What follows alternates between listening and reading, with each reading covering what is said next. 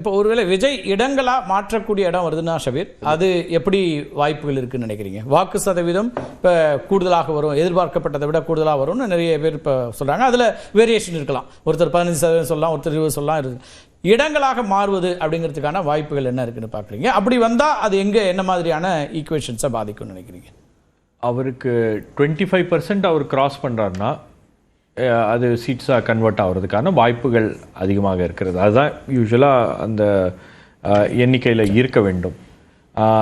அதுக்கான கன்சாலிடேஷனாக அவருக்கு ஓட்ஸ் எங்கே வந்து கன்சாலிடேட்டாக ஒரே இடத்துல ஒரு தொகுதியில் விழுந்திருக்கு அப்படின்றத வந்து இன்னும் கொஞ்சம் நம்ம அதை ஸ்டடி பண்ணால் தான் அதை உறுதியாக சொல்ல முடியும். ஆனால் உங்களுக்கு சென்னையில் அவங்க நல்லா பெர்ஃபார்ம் பண்ணியிருக்காங்க. இப்போ இதயா சார் சொன்ன மாதிரி சென்னையில் அவங்க 30 கிராஸ் பண்ணுறாங்க அப்படின்னா நிச்சயமாக அது வந்து சீட்ஸ் கன்வெர்ட் ஆவதற்கான அத்தனை வாய்ப்புகளும் இருக்கிறது. ஓகே, இப்போ இதில் ஒரு விஷயம், அதாவது ஏர்லியாக போய் ஓட்டு போடுறவங்க வந்து அவங்க ஏர்லியாக போய் போட்டு முடிச்சிடலாம் ஒரு வேலை அப்படின்னு நினைக்கிறதும் அதுல ஒரு இன்டென்ட் இருக்குன்னு பார்க்குறேன். ஓகே, அது வந்து நீங்க சொல்றது வந்து இளைஞர்கள்ட்ட அந்த இன்டென்ட் இருக்கலாம், மற்றவங்க வழக்கம் போல இருக்கிறதானே நீங்க சொல்றீங்க. இளைஞர்களோட வந்த பெரியவர்கள் எல்லாமே ஏதோ ஒரு இன்டென்ட்டோட தான் வந்து அந்த வாக்கு மையங்களுக்கு வந்திருக்காங்க அப்படின்றது வந்து நம்மளால அதை பார்த்தாலே புரிஞ்சிக்க முடியுது. பேசும்போது அது தெரியுது. அவங்க ஒரு இது இருக்கு, அவங்களுக்கு ஒரு உந்துதல் இருக்கு, நாம போய் முதல்ல போய் ஓட்டு போட்டுறணும் அப்படின்னு. இது ஒரு காரணமா இருக்கா? தேர்தல் ஆணையம் சில கடினமான சில இதெல்லாம் எடுத்தாங்க. பொழுதுபோக்கு இடங்கள்லாம் மூடணும், கடைகளை மூடணும், எதுவுமே இல்லை அப்படின்னாங்க. அதாவது திருச்சி மாதிரி இடங்கள்ல சொல்றது என்னன்னா, நிறைய பேர் வந்து உடனே இங்கே வந்துட்டாங்க போயிட்டாங்க அப்படிங்கிற ஒரு இடத்தையே சொல்கிறாங்க. அதாவது 3:30 மணி 4 மணிக்கு மேலே பெரிய அளவுக்கு கூட்டம் இல்லாத ஒரு சூழலாக இருந்துச்சு அப்படிங்கிறாங்க. இல்லை, இங்கே சென்னையிலேயே அது அப்படிதான் இருந்துச்சு. சென்னையிலேயே உங்களுக்கு வந்து ஒரு 4 o'clock அப்புறம் பார்த்தீங்கன்னா, நான் பல பூத்லாம் ரவுண்ட் போய் பார்த்துட்டு வரும்போது ரொம்ப கம்மியான ஆட்கள் தான் இருந்தாங்க. இப்போ பிரியன் சாருக்கு வந்து சற்றே கோபத்தை உண்டாக்க வேண்டியிருக்கும். 85.03 சார் சதவீதம்.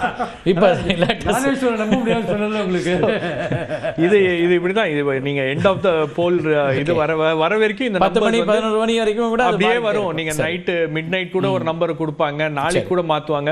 பட் என்னன்னா, உங்களுக்கு 6 மணிக்கு அப்புறம் பூத்ல எத்தனை பேர் இருந்தாங்க, எத்தனை டோக்கன்ஸ் வழங்கப்பட்டிருக்கு, எத்தனை பூத்ல போலிங் வந்து லேட் நைட் உங்களுக்கு நான் என்ன கேட்கிறேன்னா, பார்க்க வேண்டிய விஜய் அவர்கள் ஒருவேளை இப்போ அது வந்து இடங்களாக மாறுகிறதுனா அவருக்கான வாய்ப்புகள் அர்பன் ஏரியாவில் இருக்குன்னு பார்க்குறீங்களா, ரூரலா, அல்லது என்ன விதமான விஷயங்களாக இருக்கலாம்னு நீங்க பார்க்குறீங்க? இல்லை, என்னை பொறுத்த வரைக்கும் அர்பன் ஏரியாஸ்ல ஒரு வாய்ப்பு இருக்கு.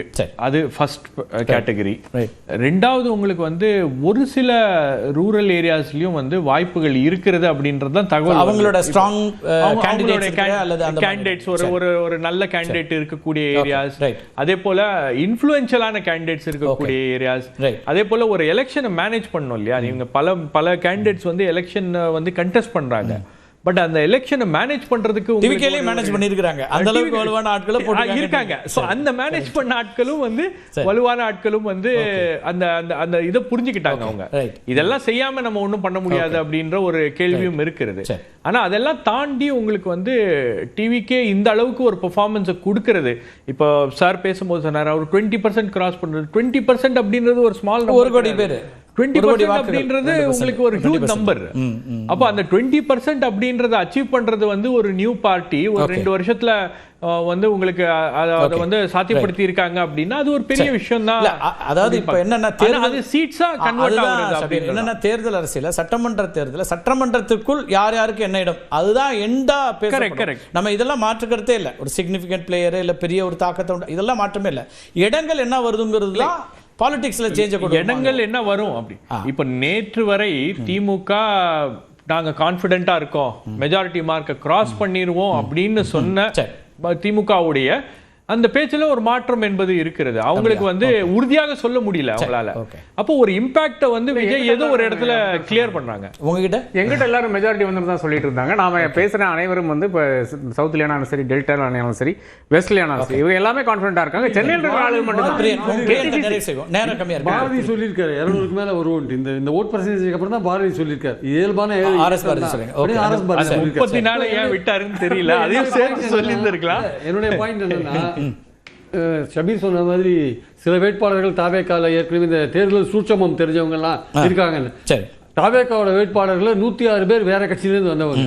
106 பேர் வேற கட்சியிலேருந்து வந்தவங்க. அதனால அவங்களுக்கு இந்த சூட்சமம் தான் தெரிஞ்சிருக்கும். பணம் கொடுக்கறது முதற்கொண்டு எப்படி பூத்தை மேனேஜ் பண்றதுலேருந்து. ஸோ அவங்க எப்படி மேனேஜ் பண்ணிருக்காங்க இனிமேல் தான் பொறுத்து இருந்து நம்ம பார்க்கணும். ரெண்டாவது வந்து சார் சொன்னார், மெய்யப்பன் சார் சொன்னார், இது மாதிரி திமுக கூட்டணியில் வந்து ஒரு ஜெல் ஆகலை அப்படின்னாரு. அதிமுக கூட்டணியில் மட்டும் ஜெல் ஆச்சா? அங்கே ஓட்டு இழப்பு ஜாஸ்தியாக இருக்கு. தினகரனோட ஓட்டை சசிகலா போய் எவ்வளோ பிரிப்பாங்கன்னு தெரியாது. இங்கே இந்த ஏரியாவில் நார்த்தன் ஏரியாவில் ராமதாஸ் என்ன டேமேஜ் உண்டு பண்ணுவார் தெரியாது. ஸோ இந்த மாதிரி விஷயங்கள்லாம் இருக்கும்போது விஜய் வேற அதிமுக ஓட்டில் டேமேஜ் பண்ணுறதுக்கான வாய்ப்புகள் இருக்கு. எவ்வளோ எடுக்க போறாருன்னு தெரியாது. இந்த மாதிரி விஷயங்கள் இருக்கு. திமுக இதில் வந்து பிரச்சனை இருந்தது. காங்கிரஸ் வந்து கொஞ்சம் ஆரம்பத்தில் பிரச்சனை பண்ணாங்க. அப்புறம் திருமாவளவன் கொஞ்சம் ஊசலாட்டம்லாம் ஆடினாரு. கொஞ்சம் அதுல கொஞ்சம் டேமேஜ் ஆச்சு. அந்த பாயிண்ட்ல பார்க்கும்போது ரெண்டு சைட்லயும் அப்படி இருந்தது. அதனால இந்த ஓட் பர்சன்டேஜ் திமுகவுக்கு கான்பிடன்ட் கொடுத்துருக்காங்க. திமுக சர்க்கிள் என்ன சொல்றாங்க, எங்களுக்கு மெஜாரிட்டி வந்துடும் அப்படின்னு சொல்றாங்க. ஒரே ஒரு விஷயம் மட்டும் ஆட் பண்ணி முடிச்சுக்கிறேன். இவர் ஆர்கே சார் சொன்னார் வெஸ்ட் பெங்கால் எலெக்ஷனை பற்றி. அது சொல்ல வேண்டிய முக்கியமான விஷயம் என்னன்னா, இந்த வாக்குறுதிகள் உறுதிமொழிகள் அந்த அதை பண்ண இதை பண்ண இவ்வளோ பேருக்கு வேலை கொடுத்தா அதெல்லாம் இல்லை. நாளைக்கு பிஜேபி ஆட்சிக்கு வந்தா மீன் சாப்பிட முடியாது, மசாலா பொரி சாப்பிட முடியாது. அதான் இன்னைக்கு பிரச்சனை.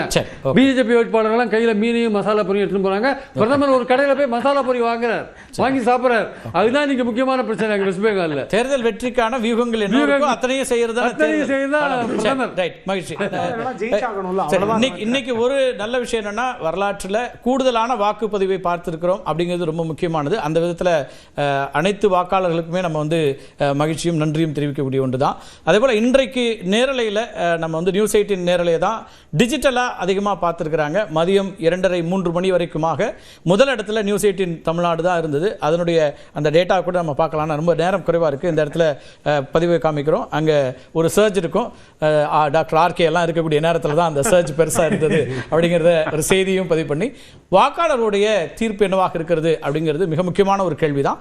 4ஆம் தேதி வரைக்கும் காத்திருக்க வேண்டும். அதிகாரப்பூர்வமாக 29ஆம் தேதி எக்ஸிட் போல் ரிசல்ட்ஸ் இருக்குது.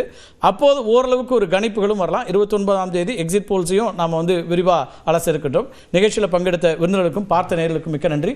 மீண்டும் ஒரு நிகழ்ச்சியை சந்திக்கலாம் நண்பர்களே. நன்றி, வணக்கம்.